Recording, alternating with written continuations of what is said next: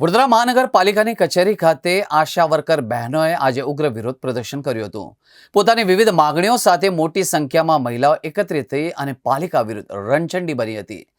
પાલિકાએ મુખ્ય ગેટ બંધ કરી દેતા મહિલાઓ ગેટ પર ચડીને ઇન્સેન્ટિવ પ્રથા બંધ કરો અને સમાન કામ સમાન વેતનના નારા લગાવવામાં આવ્યા હતા। જ્યારે વિરોધ પ્રદર્શન ઉગ્ર બન્યું ત્યારે પાલિકા તંત્ર દ્વારા કચેરીનો મુખ્ય ગેટ બંધ કરી દેવામાં આવ્યો હતો, જેનાથી મહિલાઓ વધુ રોષે ભરાઈ મહિલા ગેટ પર ચડીને પોતાનો વિરોધ પ્રગટ કરી જોવા મળ્યા હતા। આશા વર્કર બહેનોની આ રજૂઆતથી વડોદરા મહાનગરપાલિકામાં હડકંપ મચી ગયો હતો। જો આગામી સમયમાં તેમની માંગણીઓ સ્વીકારવામાં નહીં આવે તો વધુ ઉગ્ર આંદોલનની ચીમકી પણ આપી હતી। આશા વર્કર આગેવાન ચંદ્રિકાબેન સોલંકીએ કહ્યું કે અધિકારીઓ એસી ઓફિસમાં બેસીને લાખો રૂપિયાનો પગાર લે છે, જ્યારે ફિલ્ડમાં કામ કરતી ગરીબ બહેનોને રૂપિયા 5,000નો પગાર પણ નથી મળતો। અમે લડીને રૂપિયા 2,500નો 50%નો પગાર વધારો મેળવ્યો, પરંતુ તે પણ 6 મહિનાથી મળ્યો નથી। વધુમાં તેમણે કહ્યું કે આશા વર્કર્સને સેન્ટ્રલ લેવલની ધમકીઓ મળે છે, જેમાં નોકરીમાંથી કાઢી નાખવાની વાત કરવામાં આવે છે। શોષણની પણ એક મર્યાદા હોય છે। અંગ્રેજો પણ આટલું ભયંકર શોષણ ન હતા કરતા। આ વિરોધમાં લગભગ 500થી 600 આશા વર્કર્સે ભાગ લીધો હતો। તેમણે માંગણી કરી છે કે ઇન્સેન્ટિવ સિસ્ટમ બંધ થાય, લઘુત્તમ વેતન આપવામાં આવે, બાકીનું રહેલું વળતર ચૂકવાય અને ટેકનિકલ સમસ્યાઓનું નિરાકરણ લાવવામાં આવે એવી માંગ કરવામાં આવી છે। રજૂઆત એ હતી કે આશા વર્કર બહેનોને ટેકોની કામગીરી ફરજિયાત કરવાનું દબાણ કરવામાં આવ્યું છે અને એવું પણ કહેવામાં આવ્યું છે કે વ્યાજે પૈસા લાવીને પણ તમે મોબાઈલ લાવો।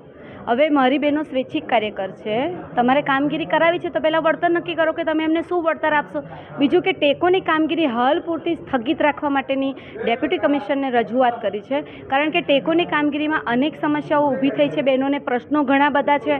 એક તો મોબાઈલ કોણ આપશે, એમના જે મોબાઈલ છે આવડા 4,000 5,000ના હોય, એમાં કંઈ આટલી બધી ઓનલાઈન અપડેટ બધું કરવાનું એ ન થઈ શકે। એટલે સારામાં સારી ક્વોલિટીનો મોબાઈલ હોય, રિચાર્જ કોણ કરી આપશે। અમુક એવા વિસ્તાર છે કે જ્યાં કવરેજ નથી પકડાતું। ટેકોની કામગીરી કરવામાં વાંધો નથી, પણ પ્રશ્ન એ આવશે કે જ્યારે લાભાર્થીનો ફોટો પાડવા માટે કે એની મુલાકાત લેશે અને પછી જે અપડેટ કરવાનું હોય છે એમાં લાભાર્થી જ ગેરહાજર હશે, એ કંઈ પ્રસંગોપાત બહાર ગયું હશે, એવા સમયમાં બહેનોને ઇન્સેન્ટિવ નહીં મળે, 50% ઇન્સેન્ટિવ પણ કાપવામાં આવશે। આ અમારો પ્રશ્ન છે। એટલે હાલ પૂરતી અમે રજૂઆત કરી છે કે જ્યાં સુધી ટેકોની કામગીરીની જે સમસ્યા છે એનું સોલ્યુશન ન આવે ત્યાં સુધી ડેપ્યુટી કમિશનર કે કમિશનરના માધ્યમથી તમામ મેડિકલ ઓફિસરોને સૂચના કરવામાં આવે કે બહેનોને કોઈપણ પ્રકારની ધાક ધમકી કે દબાણ ના આપે।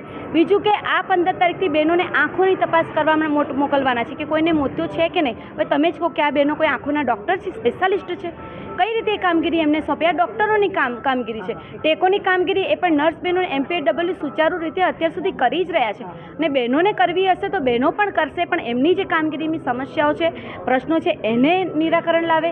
સાથે સાથે 6 મહિનાથી એમને 50%નો વધારો અને સરકાર દ્વારા જાહેર કરેલ 2,500નો વધારો નથી મળ્યો, તો એ વધારો પણ આ બહેનોને ચૂકવવામાં આવે, કારણ કે બિચારી ગરીબ બહેનો છે, મજૂરી કરે છે, કાળી મજૂરી કરે છે, એવું કહે તોય ચાલે, અને મજબૂર બહેનો છે, કેમ કે મોંઘવારીમાં ઘર ના ચાલે। અત્યારે બેરોજગારી એટલી છે, એમના પતિઓ બી કદાચ એવું બની શકે કે બિચારી પાલવતી હોય, એમનો પતિ બી 5-10 હજારમાં મજૂરી કરતો હોય। હવે આવા સંજોગોમાં ઘર ચલાવવાનું, અને આ થોડા કંઈ અમિત શાહના જે છોકરા છે માન્ય, એમને તો સરસ, એમને ક્રિકેટ રમતા આવડ્યું કે ના આવડ્યું, છતાં બી એક ચેરમેન છે જ બહુ સારા પદ ઉપર, પણ આ બિચારી ગરીબ બહેનો છે, સ્કૂલોના તો ઠેકાણા નથી, અને કોઈ બિચારી સ્કૂલોમાં ભણાવ, તેમની ફી ભરવાની, એમના છોકરાઓને ભણાવવા માટે, એમના બાળકોનું ભવિષ્ય સવારવા બિચારી આ મજૂરી કરે છે, પણ એનો આવો ગેરઉપયોગ ન હોય કે બહેનોને રાત દિવસ ગુલામ બનાવીને એમની પાસે વૈતરા કરાવે। એટલે કામ કરાવો કોઈ વાંધો નથી, પણ એના બદલામાં વળતર ચૂકવો। આ તો મફત ને મફત આ સ્કીમ કાઢી છે કે આશા વર્કરો એટલે મફતમાં કામગીરી કરવા માટેનું એક રોબોટ।